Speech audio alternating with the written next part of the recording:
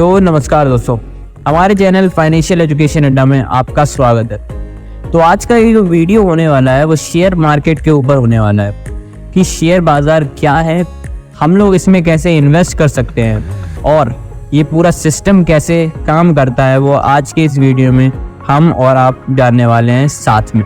तो शुरू करते हैं वीडियो को। What is stock market? आसान शब्दों में कहें तो शेयर बाज़ार क्या है। शेयर बाज़ार एक ऐसा बाज़ार है जहाँ कंपनियों के छोटे हिस्से, जिन्हें शेयर कहते हैं, खरीदे और बेचे जाते हैं। जैसे फॉर एग्जांपल के लिए आप अपनी पास की ग्रोसरी स्टोर पे जाएंगे, वहाँ पे आप पे करेंगे और उसके बाद वहाँ से आप आइटम्स परचेज कर सकते हैं। तो उसी तरीके से शेयर मार्केट भी सेम काम करता है। आपको यहाँ पैसे देने हैं और सामान खरीदना है। बट क्या है, जो किराने की दुकान पे आप जाओगे, वो जो सामान आप खरीदोगे उससे आपको ज़्यादा प्रॉफिट नहीं होगा, मतलब वो आपका कंज्यूम हो जाएगा। But share is a thing which you can sell to any other person. तो अब आपका ये सवाल होगा कि कोई कंपनी शेयर मार्केट में आती ही क्यों है? भाई, अगर मैं इस कंपनी का मालिक हूँ तो मैं ये नहीं चाहूँगा कि कोई बंदा मेरे से इस कंपनी की हिस्सेदारी खरीदे। तो कंपनी में ऐसा क्या होता है जिस वजह से कंपनी शेयर मार्केट में लिस्ट होने के लिए आती है? तो होता क्या है ना, कंपनी को अपने ऑपरेशंस करने के लिए, उनकी फ्यूचर जो गोल्स हैं, उनकी फ्यूचर रिक्वायरमेंट के लिए, इन सबको मीट करने के लिए उनको चाहिए होते हैं पैसे, फंड, इन्वेस्टमेंट। तीनों चीज़ें हैं एक ही, बस मैंने नाम चेंज कर दिए। तो इसके लिए वो शेयर मार्केट में आती हैं जिससे कि उन्हें इन्वेस्टमेंट मिल जाए बहुत ही अच्छी तरीके से और रिजनेबल वैल्यू पे मिल जाए। तो कंपनी अपनी हिस्सेदारी देती है और आप उसे पैसे देकर खरीदते हैं, क्योंकि भाई फ्री में तो कोई कुछ आजकल नहीं दे रहा है। इसे हम शेयर्स कहते हैं। तो शेयर क्या है? तो शेयर एक टाइप की आपकी कंपनी की हिस्सेदारी है जिसे आप खरीदते हैं उसके ओनर से, ठीक है। तो लोग शेयर क्यों लेते हैं? तो मुझे क्या शौक है भाई शेयर लेने का? लोग शेयर इसलिए खरीदते हैं क्योंकि जैसे फ्यूचर में किसी शेयर को उन्होंने 100 रुपये पे खरीदा और कुछ दिनों बाद उसका प्राइस हो गया 110 रुपये पर शेयर। अब क्या होगा, मैं उस शेयर को किसी और को बेच सकता हूँ जिससे कि मुझे 10 रुपये का तो प्रॉफिट हो जाएगा आसानी से, ठीक है। और जो मेरी जो कैपिटल थी, मतलब 100 रुपये, वो भी सेफ बच रही है। तो हमें प्रॉफिट भी हो गया 10 रुपये का, हमारी कैपिटल भी कहीं नहीं गई। तो इस वजह से लोग शेयर्स खरीदते हैं। बाकी किसी को किसी की कंपनी में हिस्सेदार बनने का कोई शौक नहीं है। लोग इसलिए खरीदते हैं ताकि वो इससे पैसा कमा पाए, सिंपल सी भाषा में समझ ली। अच्छा, अब आप लोग ये मत सोचना कि शेयर किसको बेचना है। अब मैंने तो आपको बता दिया कि हम शेयर खरीदते हैं और बेचते हैं। खरीदने वाले तो आप ही हैं। तो आप ये सोचेंगे कि भाई हमें बेचना कहाँ पे है।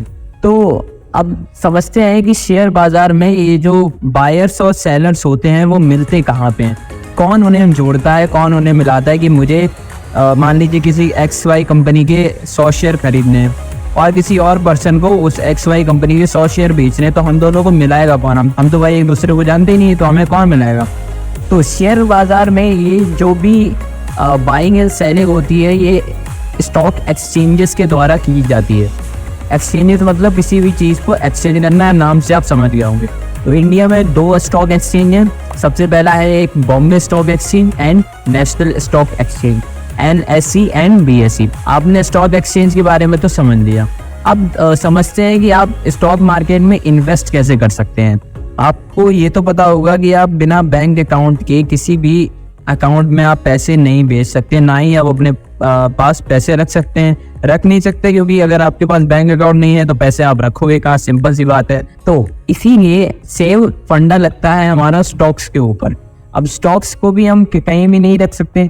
तो स्टॉक्स को रखने के लिए या स्टॉक्स में ट्रेड करने के लिए हमें चाहिए होता है एक डीमेट अकाउंट। एक अकाउंट खुलवाना होता है, उसका नाम होता है बैंक अकाउंट। एक दूसरा अकाउंट है और ये डीमेट अकाउंट है। इसी से आप अपने शेयर्स को बाय करेंगे और शेयर्स को सेल करेंगे। तो जैसे आप बैंक अकाउंट होता है उसी तरीके से डीमेट अकाउंट होता है। बस ये है, फर्क ये है कि बैंक अकाउंट में हम पैसे रखते हैं और डीमेट अकाउंट में हम स्टॉक्स रखते हैं।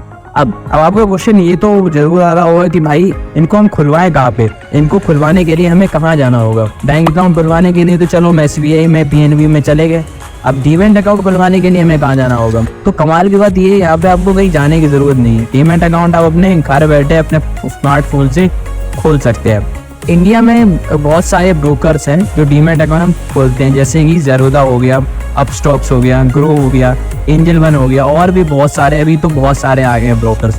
तो उनके जरिए आप अपना डीमैट अकाउंट खोल सकते हैं। अब आप सोचेंगे ब्रोकर्स क्या है, तो मान लीजिए आपकी कोई प्रॉपर्टी है, उसको आपको बेचना है और अभी उसके लिए आपको कोई भी बायर नहीं मिल रहा है। तो बायर नहीं मिल रहा है, बट अब इसके लिए आपको थर्ड मैन का सहारा लेना पड़ेगा, जिसकी पहचान उस बायर से होगी। अब उस बायर से जो पहचान होगी ना, तो ये तो आपको उससे मिला देगा, लेकिन अब बीच में क्या करेगा, ये कुछ कमीशन तो चार्ज करते ही हैं आपको। अगर आपने अपनी प्रॉपर्टी वगैरह सेल की होगी या आप जानते भी होंगे, तो वो कमीशन चार्ज करते हैं। बिल्कुल वही फंडा लगता है हमारा स्टॉक मार्केट के ब्रोकर्स में, ये भी बिल्कुल सेम होते हैं। ये बायर्स और सेलर्स को एक दूसरे से मिलाते हैं और उसके बाद क्या होता है, ये उन पे ट्रांजेक्शन फीस चार्ज करते हैं, ब्रोकरेज चार्ज करते हैं। इसी को ब्रोकरेज कहते हैं और जो चार्ज करते हैं उनको ब्रोकर्स कहते हैं। तो अगर आप लोगों ने स्कैम 1992 देखी होगी हर्षद मेहता की, तो आपको वो सीन तो याद होगा जब बहुत सारे लोग जो भी इन्वेस्टर्स होते हैं वो सब जाते हैं, पूरे उस स्टॉक एक्सचेंज के हॉल में जाते हैं, पूरा वो भर जाता है भीड़। उसके बाद वहाँ पे बोलियां लगती है, स्टॉक्स खरीदे जाते हैं, इतना शोर शराबा। ये सब आज के टाइम पे नहीं होता है, बिकॉज आज के टाइम पे जो दुनिया है वो एडवांस होती जा रही है। आज के टाइम पे आपको इतनी धूप में कहीं भी जाने की जरूरत नहीं है। वैसे ही इंडिया में जो ब्रोकर्स होते हैं वो आपको बहुत ही अच्छी फैसिलिटीज घर बैठे प्रोवाइड कर देंगे, और वैसे भी फ्री में, तो मैंने आपको बताया ना, कोई कुछ नहीं देता, तो इसके लिए वो ब्रोकरेज चार्ज करेंगे। अब क्या है ना, मैं डिस्क्रिप्शन में आपको लिंक दे देता हूँ, जहाँ वहां से जाके अपना डीमैट अकाउंट को ओपन करवा सकते हैं। मैक्सिमम आपको इसमें 24 घंटे लगेंगे और फिर आप इन्वेस्ट या ट्रेड करने के लिए रेडी हो जाएंगे, और उसके बाद हम ये अपनी जर्नी को आगे कंटिन्यू कर पाएंगे। तो एक बात और बता दो, शेयर बाजार में निवेश जोखिम भरा होता है। इसमें हमेशा मुनाफे की गारंटी नहीं है कि कोई भी आया और उसने स्टॉक्स कोई भी खरीदा, ऊपर चला गया तो प्रॉफिट आ गया, ऐसा कुछ नहीं होता। बट अगर आप स्ट्रेटेजी से करेंगे ना तो ऐसा ही होगा। फाइनेंशियल एजुकेशन अड्डा में बहुत सारी ऐसी स्ट्रेटेजीज हैं जिससे कि आप ऐसा कर सकते हैं। तो होपफुली आपको ये वीडियो अच्छी लगी होगी। Thanks for watching. Please like the video and subscribe to Financial Education Adda, and please comment में और बताइए आपको किन किन टॉपिक्स पे वीडियो चाहिए। Thanks for watching.